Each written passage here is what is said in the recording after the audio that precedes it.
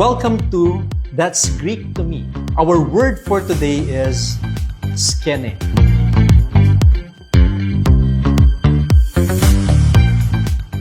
Dear friends, Erenehumin, peace be with you. This is Father Joel Kamaya, Salesian of Don Bosco. Welcome to That's Greek to Me. Our word for today is skene. In English, it means tent, dwelling, tabernacle. In the Bible, this word reminds us of God's desire to be close to His people.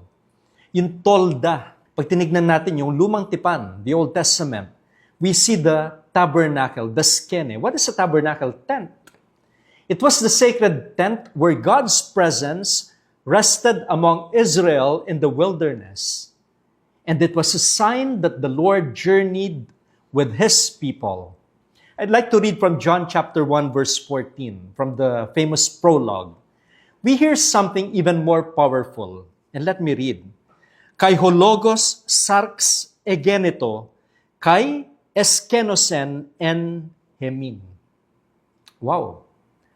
The Word became flesh and dwelt among us. What we have read, eskenosen, it literally means, and He pitched His tent among us. The Word became flesh and He pitched His tent among us.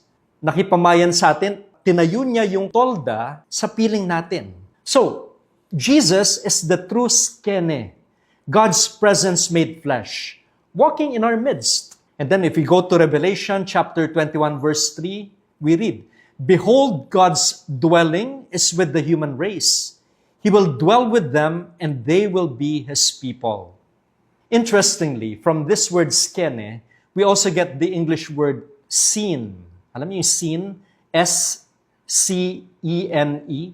Eksena, di ba? As in a stage scene under a tent. It is a reminder to us that our lives, too, they're like a stage where God enters in. He is not a spectator from afar. He steps into the scene of our daily life.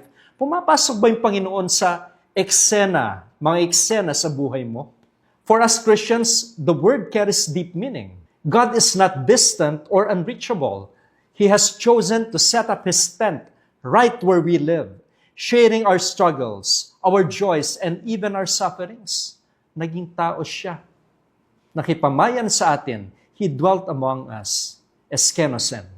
The challenge is to do this. Do we allow Christ to pitch His tent in our hearts, in our families, in our communities? Do others feel God's nearness through our compassion and presence? Yes, dear friends. Christ pitched His tent among us. God is truly with us, Emmanuel.